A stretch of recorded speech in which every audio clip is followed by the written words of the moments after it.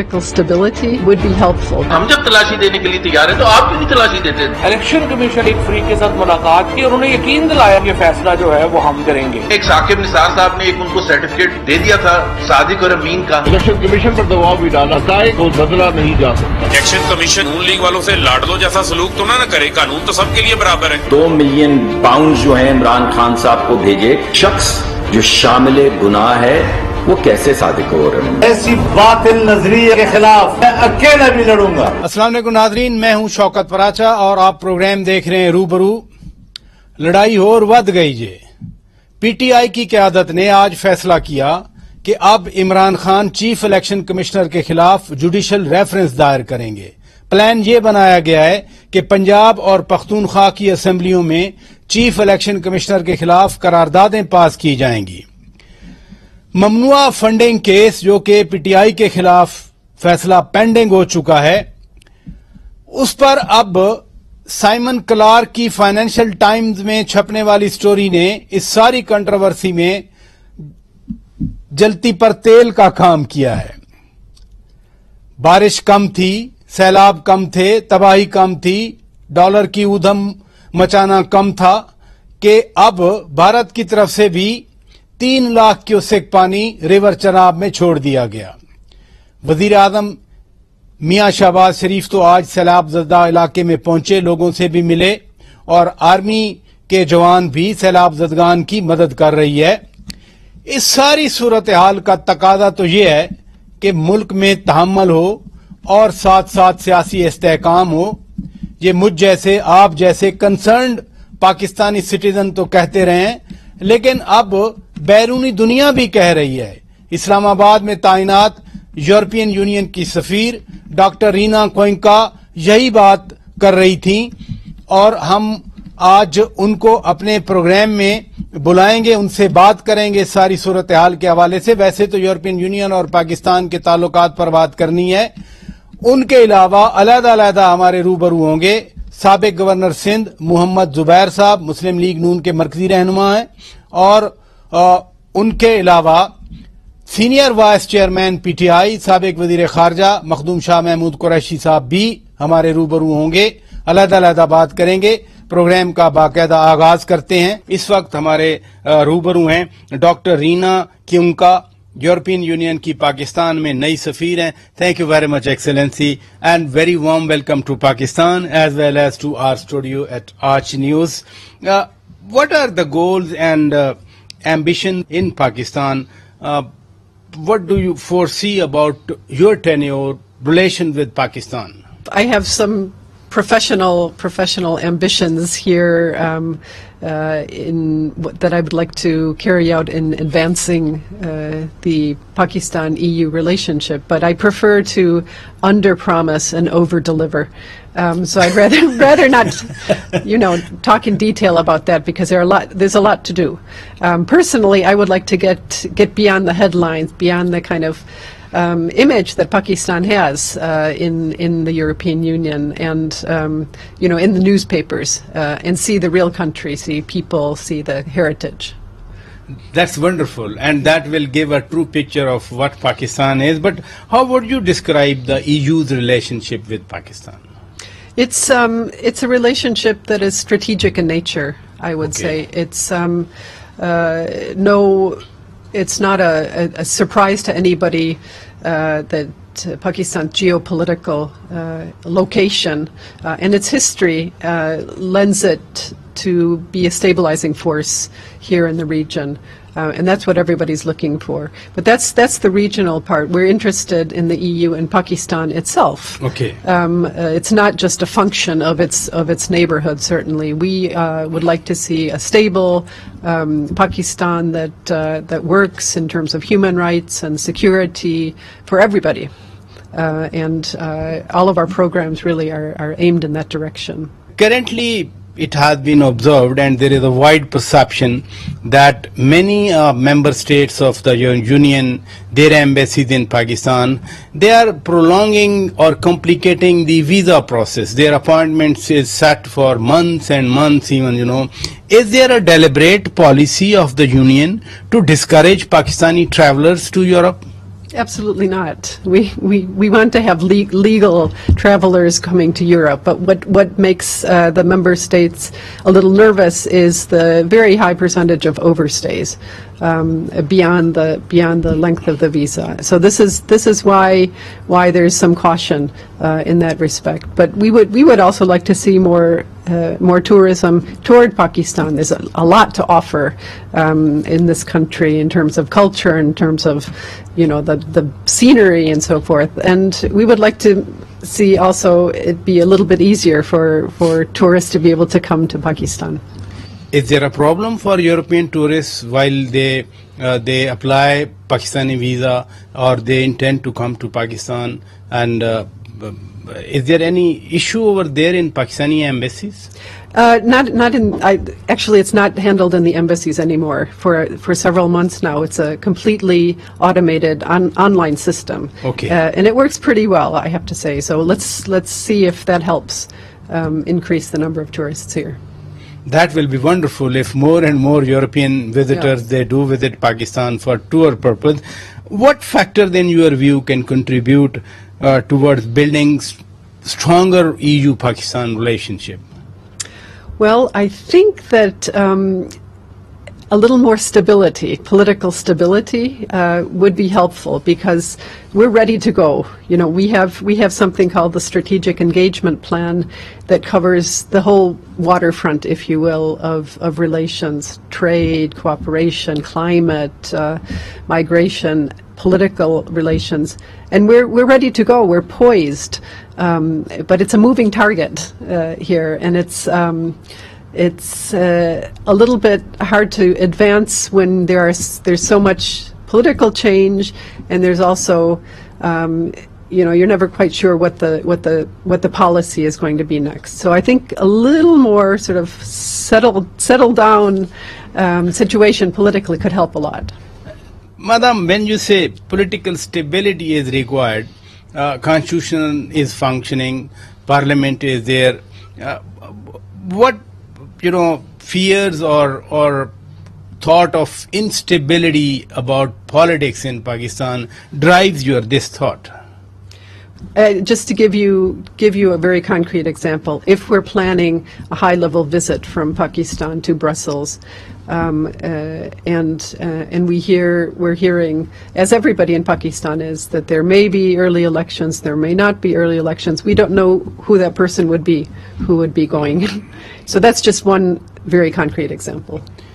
The EU trade concessions, the GSP Plus, is going to be reviewed nowadays. A monitoring mission was also here. Do you think, in your views, Pakistan will be able to regain or will again get the GSP concessions? Yeah, I think my view is less important than the view of the Parliament and the member states in Brussels, because they're the ones who will be looking at it. And if I could just explain a little bit. So this monitoring mission was looking at the last 10 years. Yeah. Since the start of the program. And starting next year, Pakistan will be eligible to reapply for the next iteration of the program, which will look to the future, and we'll probably have a few more international conventions attached to it as more than 27. Yes, okay. More than 27. How for much sure. they are? It's still being discussed by Parliament, but probably 6, maybe more, which in and of itself is not an issue for Pakistan because the ones that are being discussed have all been signed and ratified. But what the Parliament will be looking at much more closely is implementation. Which particular area these additional one relate to, especially in terms of their implementation? Well, the ones that we are hearing about, of course, this is not certain yet because the Parliament is. Okay. They're the ones who decide. Yeah. And they're the ones who are still discussing it into the autumn. But the ones we are hearing about are references to the Paris Agreement. Climate change agreement. Yes. Okay. Yes. Okay. That there's a reference to the Kyoto, and that would be replaced by the Paris Agreement. Okay. There have been also references to possibly ICCPR, the International Convention on Civil and Political Rights, Okay. which would go in the direction of death penalty. There are also, we're hearing something about possibly about the ICC, the International Criminal Court. We're talking about peace and stability in your own region, back in Europe. Ukraine is under attacks by Russia. How Russian aggression on Ukraine will further impact global stability, and what are the prospects of peaceful settlement in your views? Yes, well, Ukraine, the war in Ukraine came about as a result of Russia's invasion. Let's be clear to start with on that. It's an existential issue for Europe. It's right on our border. A number of our member states border Ukraine and border Russia. So this is a war that's going on right next door, completely unprovoked, Yeah, exactly. unjustified. Exactly. It's a big country that has attacked a smaller country.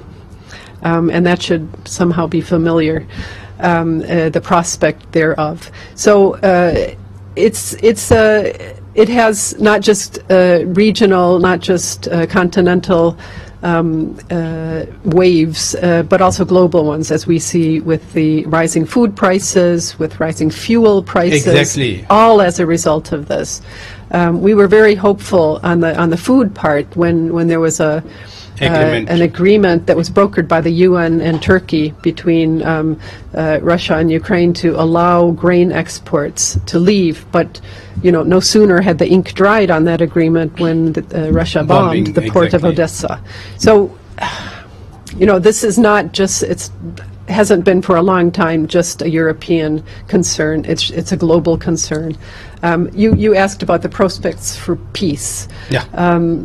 I read a very interesting piece of statistics just a couple of days ago that was released by the Kiev International Institute for Sociology, asking Ukrainians whether they would be, whether they would be interested in a peaceful settlement straight away. We could have had peace yesterday, but it would have meant Russia keeping all the pieces.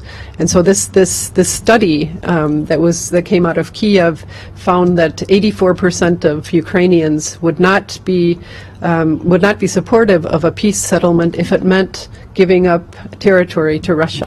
Pakistan is celebrating 75th year of its independence, and EU and Pakistan, they are celebrating 60 years of this relationship. What are the key aspects of this relationship, and what is the potential for coming for decades together? Well, we've been decades together, and I foresee that we will be in the future decades together as well. But there are three main Okay. pillars, if you will, of the relationship. One is the political, Yeah. which I mentioned, and we Yes. have something called the Strategic Engagement Plan. Yeah. The second is trade, and we've just spoken about GSP Plus, which has, since the program's inception, has increased Pakistani exports to the European single market by 2/3. It's huge. Huge. In fact, huge. It's hugely important. Yeah. And the third, of course, is cooperation. Partnership on social and economic development, and here we put quite a bit of funding also on green and sustainable growth, on human capital, on human rights, rule of law issues, and all of these are with the aim of helping good governance in Pakistan and increasing stability and security and a good way of life for all the people.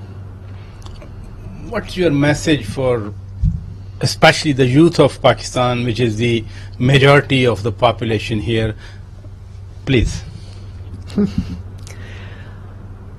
I think if I were speaking directly to the youth, if I think of, I have two children, my own, who are 25 and 24, then the decisions that are made today will create the Pakistan of 10 years on, 20 years on, and it's the youth who will inherit this. And so it's incumbent upon the youth really to be active and ask questions and pose questions if things don't quite look the way they think they ought to. I think that's what I would say. Yeah. Thank you very much. Doctor Reena कोइंका, European union की ambassador, हमारे साथ बात कर रही थी. नाजरीन, यहां break लेते हैं. ब्रेक के बाद जब वापस आएंगे हमारे साथ होंगे साबिक गवर्नर सिंध मोहम्मद जुबैर साहब, और उनके अलावा हम बात करेंगे senior vice chairman PTI Makhdoom Shah Mahmood Qureshi साहब से भी. Stay with us. Welcome back नाजरीन, आप रूबरू प्रोग्राम देख रहे हैं. आगे बढ़ते हैं और इस वक्त हमारे साथ मौजूद हैं साबिक गवर्नर सिंध मुस्लिम लीग नून के मरकजी रहनुमा मोहम्मद जुबैर साहब. बहुत शुक्रिया जुबैर साहब, आपने वक्त दिया. फाइनेंशियल टाइम्स की स्टोरी आ गई, आपने एक धुआंधार प्रेस कॉन्फ्रेंस भी आज की. क्या इमरान खान तलाशी देंगे आपके मुतालबे के मुताबिक? नहीं, मेरा ख्याल है जो रिकॉर्ड है उनका वो तलाशी दे नहीं सकते. असल में मैं या आप या कोई और शख्स तलाशी उस वक्त देता है जब हमें कुछ छुपाने के लिए ना हो. अब 8 साल एक बहुत बड़ा पीरियड होता है. जैसे मैंने प्रेस कॉन्फ्रेंस में कहा, ये 1 साल की बात नहीं है, 2 साल या 5 साल की बात नहीं है, 8 साल. तो एक शख्स अगर एक जगह से दूसरी जगह भागे उस कार्रवाई को रुकवाने के लिए या उस डिटेल्स को या फैसला आने को रुकवाने के लिए, कभी हाई कोर्ट में, कभी इलेक्शन कमीशन से दरख्वास्त कर रहे हैं, कभी एक बहाना कभी दूसरा बहाना, तो तलाशी तो नहीं वो देंगे. लेकिन हम उनको एम्बेरस तो करते रहेंगे. हम पाकिस्तान की इलेक्शन कमीशन को, पाकिस्तान के कोर्ट्स को ये याद दहानी कराते रहेंगे कि ये नहीं हो सकता कि 22 करोड़ आवाम के लिए एक कानून हो और एक शख्स के लिए जो प्रिविलेज है, जिसको आम फैन जुबान में लाडला कहते हैं, उसके लिए एक कानून हो. खुद इमरान खान साहब कहते हैं ना कि वो मुल्क तरक्की नहीं कर सकते जहाँ 2 कानून होते हैं. तो 2 कानून तो उन्होंने सबसे पहले खुद बनाए हैं ना. एक अपने लिए कि मैं उस सबसे बड़ा हूं और मेरे से कोई सवाल जवाब नहीं हो सकता, चाहे जितनी सीरियस फाइनेंशियल इरेगुलरिटी हो. तो नहीं, वो जवाब नहीं. लेकिन सुने, पीटीआई इनकार नहीं कर रही. खुद इमरान खान ने गुज़श्ता रोज कहा कि जी आरिफ नकवी फंड रेजिंग करते रहे हमारी, वो अगर बहुत ऊपर जाते तो हमें ज्यादा पैसा मिलता. जब वो इनकार ही नहीं कर रहे, फिर मसला क्या है? लेकिन फंड रेजिंग के बहुत असूल होते हैं. इवन मैं आपको बताऊं पराजा साहब, पाकिस्तान में भी जो चाहे इंडिविजुअल आप हों या कंपनी हो, जब चैरिटी में पैसे देती तो वो ज्यादा सख्ती उस पर होती है. उसकी जो रिक्वायरमेंट्स होती है, फाइनेंशियल रिक्वायरमेंट्स होती है, वो ज्यादा सख्ती से, बिकॉज आप एक चैरिटेबल ऑर्गेनाइजेशन के नाम पर, एक अच्छे काम के नाम पर आप पैसा दे रहे हैं, और बाहर तो बहुत ही ज्यादा सख्ती होती है. अब आप एक रेज करें चैरिटी के लिए पैसा, और उसको पहली बात तो ये है कि आप पॉलिटिकल पार्टी के लिए इस्तेमाल करें, ये गलत है. दूसरा गलत ये है कि आप उसको जिस तरीकेकार से भेज रहे हैं वो गलत है. तीसरी बात ये है कि आप उसको डिक्लेयर नहीं कर रहे हैं, ये गलत बात है.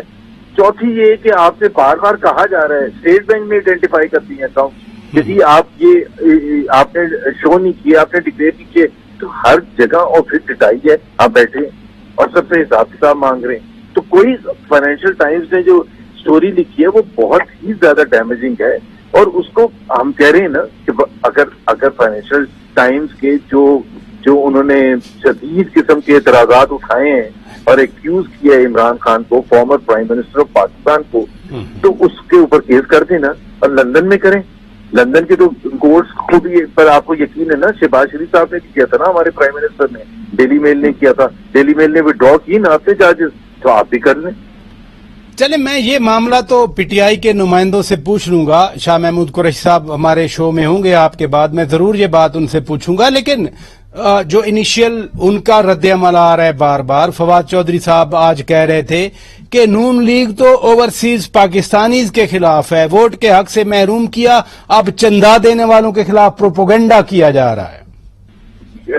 चंदा देने पर किसको एतराज है भाई? चंदा दें, और हिसाब किताब तो देना, उस चंदे का हिसाब किताब नहीं मांग सकते. अगर देखे ना, जितने भी, अगर मैंने आपको पाकिस्तान की एग्जांपल दी है, मैं अगर कोई फंड रेजिंग करता हूँ तो मुझे देखे ना उसमें बात क्या होती है. फंड रेजिंग जब होती है तो उसमें दर्जनों, हजारों, کئی کیسز میں لاکھوں لوگ آپ کو پیسہ دے رہے ہیں, اس کی پراپر رسیدیں ہوتی ہیں, اس کے پراپر سورسز آئیڈینٹیفائی ہوتے ہیں, کون کس سے لے رہے ہیں. ہر ایک سے آپ چندہ بھی نہیں لے سکتے ہیں. اگر کوئی ایسی آرگنائزیشن ہے یا کوئی ایسا انڈیویجل ہے جس کا نام اس فہرست میں ہے جس سے آپ چندہ نہیں لے سکتے, تو آپ چندہ نہیں لے سکتے, چاہے وہ جتنے بھی اچھے کام کے لیے ہوں. اور پولیٹیکل ایکٹیویٹی کے لیے تو بالکل بھی نہیں. امریکہ میں اتنے سخت رولز ہیں, وہاں جتنے بھی الیکشنز ہوتے ہیں, جتنی بھی پولیٹیکل ایکٹیویٹی ہوتی ہے, اس میں زیادہ تر فنڈ ریزنگ سے ہوتی ہے. لیکن فنڈ ریزنگ کا مطلب یہ تو نہیں ہوتا کہ ہر ایک سے آپ پیسے لیتے پھریں اور آپ حساب کتاب بھی نہ دیں, اور ان آرگنائزیشن سے بھی پیسہ لیں جو کہ بینڈ آرگنائزیشن ہیں جن سے آپ نے چندہ نہیں لینا. یہ آپ کی رسپانسبلٹی ہے. آپ ملک رن کرنے کے لیے آئے تھے, آپ ایک پولیٹیکل پارٹی کا حساب کتاب نہیں دے سکتے تو ملک کیا رن کریں گے؟ بات تو سائمن کلارک کی سٹوری کی ہے. کل سے جو سٹوری آئی ہے مسلسل رد عمل آ رہا ہے. پی ٹی آئی کہتی ہے کہ چونکہ نون لیگ کو پنجاب میں بہت بڑی شکست ہوئی ہے اور اب پنجاب ان کے ہاتھ سے نکل گیا ہے, تو ازالہ تو نہیں ہو سکتا نا اس نقصان کا. بہت بڑا نقصان ہے, اس کو کوئی ڈینائی نہیں کر سکتا. میرا خیال ہے ہمیں کسی اس پہ نہیں رہنا چاہیے غلط فہمی میں کہ اس سے کوئی فرق نہیں پڑتا. فرق پڑتا ہے. ظاہر ہے جب ہم الیکشن کیمپین میں گئے تھے, ہم نے دبا کے کیمپین کی تھی, اس کی بہت سی ریزنز ہیں. جو اچھی پولیٹیکل پارٹی یا اچھی آرگنائزیشن وہ ہوتی ہے جو اپنی غلطیوں کو محسوس کرے, انٹرنل ڈیبیٹ کرے اور کریکٹیو ایکشنز لے. تو ہم وہ بالکل ہم اس پر ہم نے بہت ہی چیزوں کی نشاندہی شروع میں ہی کر دی تھی. کچھ چیزوں کی نشاندہی آہستہ آہستہ انٹرنل پارٹی میں کی جائے گی. ٹکٹس کس کو اوارڈ کیے تھے آپ کو پتا ہے کہ اس پر بہت سے لوگوں کا پہلے دن سے ہی اعتراض تھا کہ آپ ان کو نہ دیں, اپنے لوگوں کو دیں جنہوں نے قربانیاں دی ہیں, جدوجہد میں حصہ لیا ہے. They should be recognise. لیکن وہ فیصلہ جس بھی وجہ سے کیا گیا تھا کہ ہم نے زبان دے دیتے تھے ان کو, لیکن وہ ایک اس کو پھر انڈر ایسٹیمیٹ کیا کہ اس کا جو امپیکٹ ہوگا یہ اتنا شدید ہوگا کہ آپ کے اپنے لوگ ناراض ہو جائیں گے اور اس طرح سے باہر نہیں نکلیں گے. پالیٹکس تو آپ کو پتہ ہے پیشن کا کام ہوتا ہے اور ایکسٹریم پیشن کا کام ہوتا ہے. جب آپ پولیٹیکل ایکٹیویٹی کوئی بھی کرتے ہیں اور الیکشن جیسی چیز کرتے ہیں اس کے لیے تو اور زیادہ پیشن ہوتا ہے. اور اگر وہ نہیں ہوگا, تھوڑا سا بھی کمزوری ہوگی تو پھر آپ کے لیے الیکشن جیتنا تھوڑا مشکل ہو جائے گا. تو وہ بالکل حقیقت ہے اور پنجاب انشاءاللہ تعالی اگلے الیکشن میں واپس رہیں گے. بڑی اچھی بات آپ نے کی کہ نقصان ہو چکا ہے اور آپ پر امید بھی ہیں کہ پنجاب اگلے الیکشن میں واپس آئے گا. لیکن ابھی جو ڈیولپمنٹس ہوئی, ایک رد عمل آپ کی پارٹی کی طرف سے وفاقی وزیر داخلہ جناب رانا ثناء اللہ صاحب کی طرف سے آیا کہ ہم پنجاب میں گورنر راج لگائیں گے. یہ محض دھمکی ہے یا ایک سیریس آپشن ہے؟ نہیں, it's not a serious option. اور دوسری بات یہ ہے کہ میں تو سیاسی مقابلے کرنے کے لیے پریفر کرتا ہوں. ہر ایک کی اپنی رائے ہو سکتی ہے سرانگوں پر, لیکن دوسری بات یہ ہے کہ 18th امینڈمنٹ کے بعد گورنر راج لگانا بھی کوئی اتنا آسان نہیں ہے. اس کی بہت سی ریکوائرمنٹس ہیں. یہ تو نہیں ہے کہ ایک فیصلہ کیا فیڈرل حکومت نے اور جلدی سے پہلے 18th امینڈمنٹ سے پہلے 2 دفعہ شاید ایک دفعہ جب پیپلز پارٹی نے لگایا تھا پنجاب میں 2009 میں, اور اس سے پہلے 1998 میں جب 1999 میں پی ایم ایل این کی وفاق کی حکومت نے لگایا تھا سندھ میں, تو اس وقت ریکوائرمنٹ اتنی تھی نہیں, لگانا بھی آسان تھا. اب میرا نہیں خیال ہے کہ وہ سیاسی طور پر اس میں کوئی ایسی کوئی سیریسنس ہے. ہم بات کر رہے ہیں ہم فائنینشیل ٹائمز کی سٹوری کی جو رد عمل آ رہے ہیں. فواد چوری صاحب کہہ رہے تھے کہ نون لیگ کی اوورسیز پاکستانی سے نفرت ناقابل فہم ہے. واقعی نون لیگ نفرت کرتی ہے بیرون ملک مقیم پاکستانیوں سے؟ نہیں, میرا خیال ہے جتنی محبت ہر پاکستانی کرتا ہے اوورسیز سے, اور خاص طور پر کوئی بھی حکومت ہوتی ہے ان کے لیے تو یہ فورن جو کنٹریز میں پاکستانی کام کر رہے ہیں وہ تو ایک پاکستان کی ترقی کا ایک شہرج ہے, اور پاکستان کے لیے وہ اتنی بڑی خدمت کر رہے ہیں کیونکہ پاکستان آپ کو پتہ ہے بڑا جو معیشت کے حوالے سے چیلنج ہے وہ ایکسٹرنل اکاؤنٹ ہے, ڈالرز کی کمی جس کو آپ کہہ سکتے ہیں سمپل زبان میں, اور آج بھی پاکستان اس کے لیے اسٹرگل کر رہا ہے. تو اس میں ایک بہت کلیدی رول اگر وہ نہ پلے کریں جو پاکستانی باہر ہیں 31-32 بلین ڈالرز سالانہ بھیجتے ہیں, جو ہمارے ڈالر کی ایک بہت حد تک جو وہ گیپ ہوتا ہے اس کو فل اپ کرتا ہے. تو ہم کیسے وہ ہوں گے؟ اور دوسری بات یہ ہے کہ ہیومن پاکستانی جو دیکھیں نا، ہر شخص، میں بہت سالوں باہر رہا ہوں اور مجھے پتا ہے کہ باہر رہنا بہت بڑی قربانی ہوتی ہے. تو پاکستانی جو باہر رہ رہے ہیں زیادہ تر وہ بڑی قربانی کر رہے ہیں اپنے فیملی سے، اپنے ملک سے دور، اپنے رشتے داروں سے دور. کوئی آسان کام تو نہیں ہوتا. تو وہاں بیٹھ کے پھر پوری دنیا میں اپنا لوہا منوا لیں. وہ پاکستانی چاہے وہ لیبر کلاس ہے، انہوں نے زبردست کام کیا ہے. مڈل ایسٹ میں جائیں تو ان کی ترقی میں زبردست رول ہے. پھر جو پڑھا لکھا پاکستانی ہے، چاہے وہ امریکہ میں یا انگلینڈ میں یا دوسری جگہ میں، بڑے بڑے بینکرز ہیں اور بڑے بڑے پروفیشنلز ہیں، اکاؤنٹنٹس ہیں، تو وہ پاکستان کے لیے زبردست نام روشن کر رہے ہیں. پھر وہ اس کی وجہ سے وہ واپس آتے ہیں، مینجمنٹ سے ایکسپیرینس لے کے آتے ہیں، ایکسپرٹیز لے کے آتے ہیں، ٹیکنالوجی ٹرانسفر کرتے ہیں. تو کیسے ہم مطلب کوئی نارمل پاکستانی نہیں ہوگا جو نفرت کرے گا ان سے. تو ان کا تو سر آنکھوں پر، لیکن ان کا جو صرف مسئلہ یہ ہے وہ کہ جی کیا وہ ووٹ دے سکتے، مسئلہ ہے کیا پاکستان کا الیکشن کمیشن تیار ہے ان کا ووٹ ریکارڈ کرنے کے لیے؟ کیونکہ راجہ صاحب، every vote has to be counted, چاہے وہ شیخ پورہ میں، چاہے وہ وینکوور میں ہوگا. مطلب یہ تو نہیں آپ کہہ سکتے کہ جی وینکوور کو ہم کور نہیں کر سکتے. ایگزیکٹلی کسی کو محروم نہیں کیا جا سکتا. ایک صرف آپ یو کے کی ایگزامپل لے لیں. یو کے میں تقریباً کم سے کم 50 ایسے شہر ہوں گے جہاں پاکستانی بچتے ہیں. کیا ابیلٹی ہے، کیپیسٹی ہے ہمارے الیکشن کمیشن کی کہ انٹیگریٹی کے every vote should be counted and with integrity and transparency? کیا ہے کوئی جواب دے سکتے ہیں؟ نہیں. ہر ملک میں جگہ جگہ پھیلے ہوئے ہیں. لوگوں کو پرابلم ہوتا ہے کہ جی پاکستان میں ووٹنگ صحیح نہیں ہوتی. وہاں آپ کہہ رہے ہیں کہ منگم اور برسٹل اور ہر جگہ جا کے، اور کینیڈا کے شہروں میں، امریکہ کے شہروں میں 50 اسٹیٹ کی جاتی. ویری لانگ وے کہ یہ. دوسرا یہ ہے کہ ہر ایک کا اوپینین ہوتا ہے کہ کیا ان کو ووٹ ڈالنا چاہیے بھی یا نہیں ڈالنا چاہیے، کیا منطق بنتا ہے. تو کسی فیصلہ کیا ہے کہ ان کا ووٹ ہونا چاہیے. بہت سی کنٹری سے فیصلہ کیا کہ نہیں ہونا چاہیے.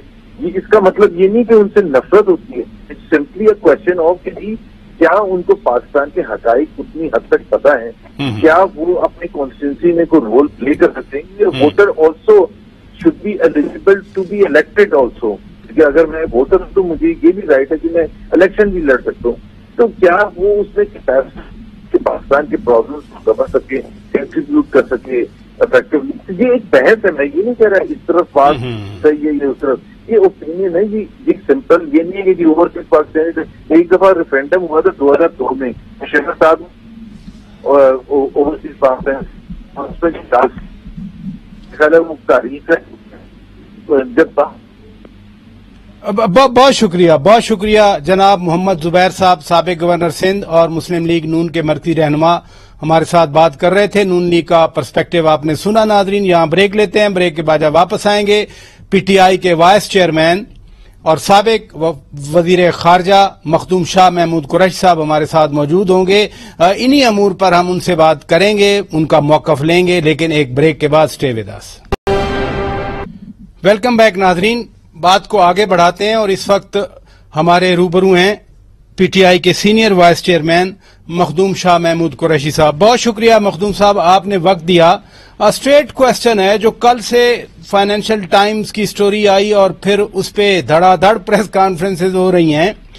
محمد زبیر صاحب نون لیگ کے رہنما ہیں، انہوں نے آج پریس کانفرنس کی اور انہوں نے کہا کہ عمران خان صاحب کیوں تلاشی نہیں دے رہے. فراز صاحب، میں یہ کہوں گا زبیر صاحب کو الٹا چور کوتوال کو ڈانٹے. پی ٹی آئی واحد جماعت ہے جس نے اپنے اکاؤنٹس مفصل دیے ہیں الیکشن کمیشن کو، اپنی سورس بتائی ہے، لوگوں کے نام پتے دیے ہیں. 40,000 سے زیادہ لوگ ہیں جو ہمارے ڈونرز ہیں from all over the world جنہوں نے کنٹریبیوٹ کیا ہے، اور آڈیٹڈ A کلاس آڈیٹڈ فرم سے آڈیٹڈ اکاؤنٹس دیے ہیں. مجھے یہ بتائیے کسی اور جماعت نے ایسا کیا ہے؟ مجھے بتائیں مسلم لیگ نون کے اکاؤنٹس کی سورس ہے، بتائیں نا، وہ ان کو ایکسپلین کریں. پیپلز پارٹی کے کیا ہے؟ वाहिद जमात है जिसने पब्लिक फंड रेजिंग की है, वाहिद जमात है जिसने लोगों को इन्वॉल्व किया है, कमीशनों से पैसा नहीं बनाया, डीप पॉकेट्स नहीं है, किक बैक्स नहीं लिए और ट्रांसपेरेंट तरीके से फंड रेजिंग की है और थ्रू बैंकिंग चैनल्स वो पैसे ट्रांसफर हुए। हमें छुपाने को कुछ नहीं है, हम सिर्फ ये कह रहे हैं बिल्कुल हमसे जो हिसाब मांगते हैं हम देने को तैयार हैं, लेकिन ये जमातें भी बताए ना कि ये किस कैफियत में है। आप सिर्फ पीटीआई पे फोकस करना चाहते हैं, सब पे फोकस कीजिए, लेवल प्लेइंग फील्ड रखिए सबके लिए। हम भी जवाब दे हैं, ये भी जवाब दे हैं। क्वेश्चन जो रेज कर रहे हैं जुबैर साहब, वो कहते हैं कि अगर फाइनेंशियल टाइम्स की स्टोरी गलत है तो फिर इमरान खान बरतानिया की अदालत में चैलेंज करें, जैसे मियां शहबाज शरीफ को क्लीन चिट मिली थी वहां से ये भी ले लें। अर्ज ये है, हमने तो डिनाई नहीं किया कि हमारे पास पैसे नहीं आए, हमने तो कहा है ये तरीकाकार था, फंड रेजर हुआ, ये पैसा आया बैंकिंग चैनल के जरिए आया और हमने कुछ को छुपाया नहीं है, हमने कोई उससे कोई फरार हासिल नहीं किया। हमें स्टोरी से बेमानी स्टोरी है, ये पहले भी इस किस्म की प्रेडिक्शंस आ चुकी हैं, हम इसको कोई अहमियत नहीं देते। दो साइटेशन हो रही हैं पाकिस्तान के कानून की, एक तो इलेक्शन एक्ट 2017 के तहत और दूसरा पॉलिटिकल पार्टीज ऑर्डर 2002 के तहत के जो फाइनेंशियल टाइम्स की स्टोरी में फंडिंग बताई गई है वो पाकिस्तान के कवानीन में ममनुआ है। अगर हम फौरन न कहें, ममनुआ कह दें, तो ये तो इम्प्लीकेशंस बनेंगी फिर।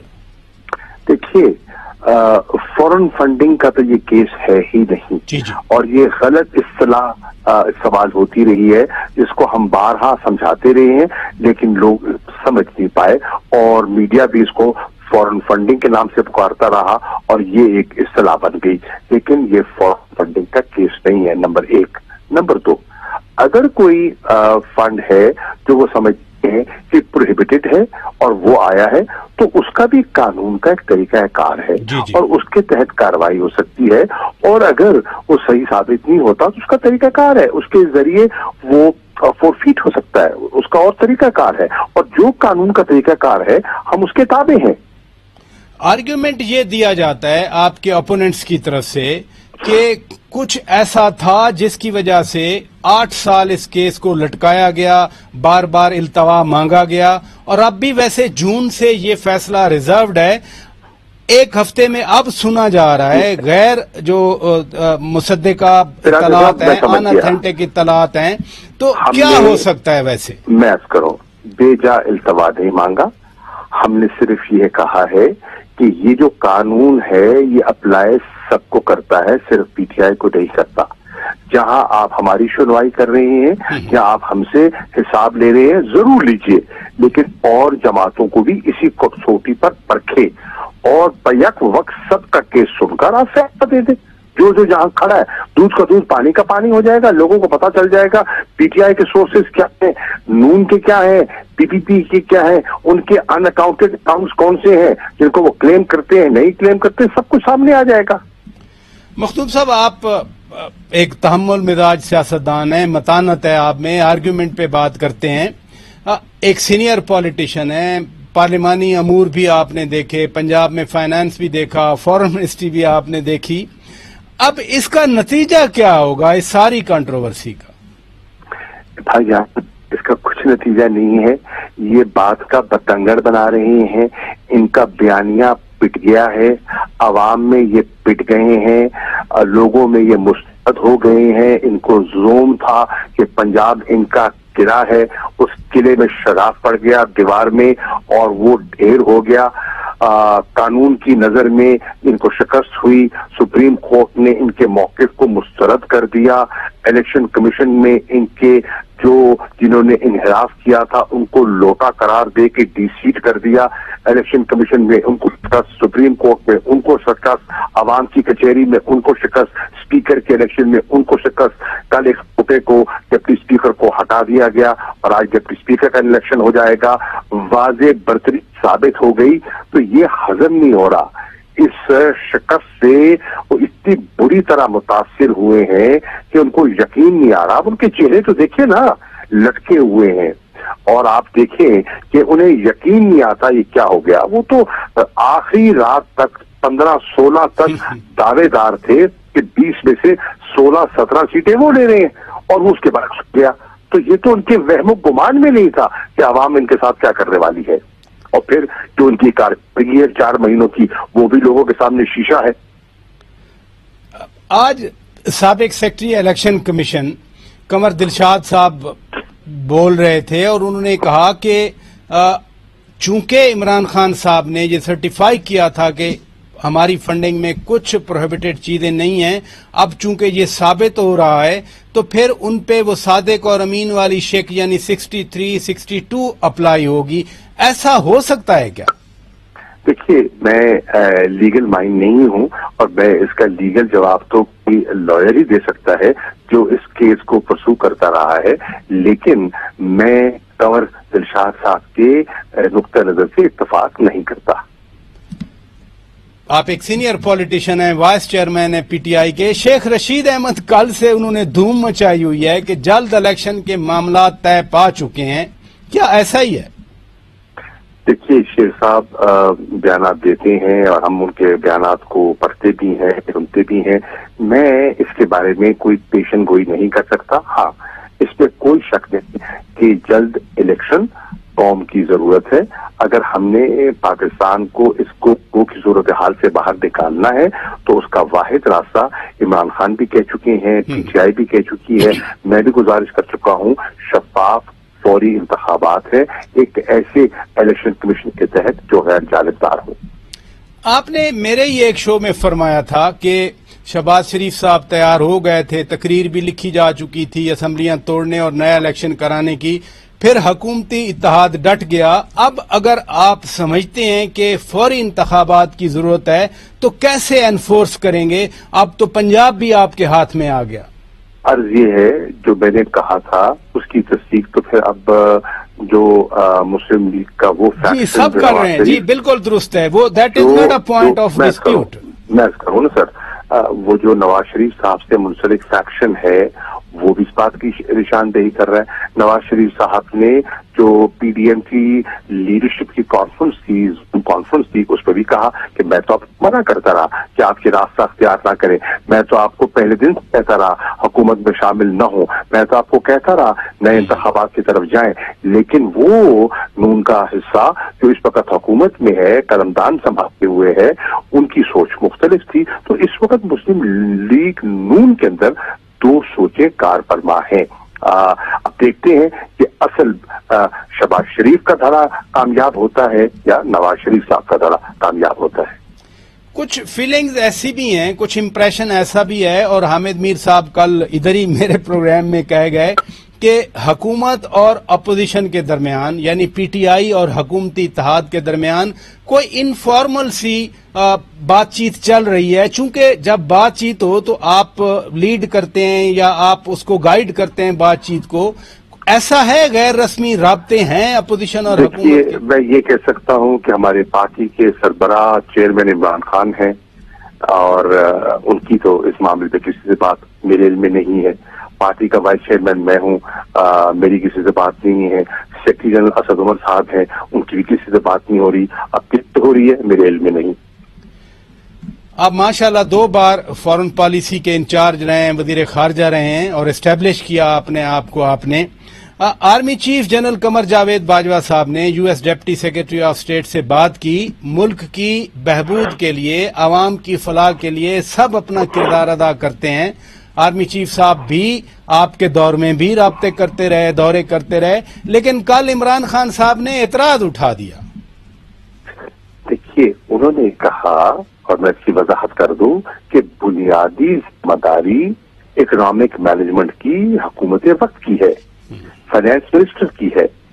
فورن رابطے سیکرٹری آف اسٹیٹ ہوں, سیکرٹری آف اسٹیٹ ہوں, نارملی یہ وزیر خارجہ کو کرنے چاہیے. بلاول بیٹھے ہیں, اگر کوئی بات تھی حکومت کا نقطہ نظر پہنچانا تھا تو بلاول اویلیبل ہیں, پرائم منسٹر ہیں, فائنانس منسٹر ہیں. اب یہ اور بات ہے کہ اگر ان کی ساکھ ایسی ہے یا ان پر جو انٹرنیشنل ڈونرز ہیں اور ان پر وہ ان کی کریڈیبلٹی کا گیپ ہے اور وہ ان پر اعتماد نہیں کرتے تو اور بات ہے. اگر جنرل باجوہ نے انٹروین کیا ہے تو بیسکلی انہیں یقیناً فکر ہے کہ ملک کی اکانومی ٹینک کر رہی ہے. وہ دیکھتے ہیں, وہ پڑھتے ہیں, وہ لوگوں سے ملتے ہیں, بزنس کمیونٹی سے ان کے رابطے ہیں, اور بزنس کمیونٹی اس وقت پینک میں ہے. ایل سی نہیں کھل رہے, لوگ امپورٹس نہیں کر رہے, ایکسپورٹس متاثر ہو رہی ہیں. آپ اسٹاک ایکسچینج کو دیکھیں, مندہ ہے. اس وقت انویسٹمنٹس رک چکی ہیں. ٹوٹل انسرٹنٹی ہے, انپریڈکٹیبلٹی ہے. ان حالات میں کوئی بھی ذی شعور اور ذمہ دار پاکستانی ہے وہ فکر مند ہوگا. بہت شکریہ. Senior vice chairman P T I Makhdoom Shah Mahmood Qureshi sahib ناظرین ہمارے ساتھ بات کر رہے تھے, اپنا پرسپیکٹو دے رہے تھے. پی ٹی آئی کا نقطہ نظر ہم نے آپ کے سامنے رکھا. اپنے میزبان شوکت پراچا کو اجازت دیجیے. خدا حافظ.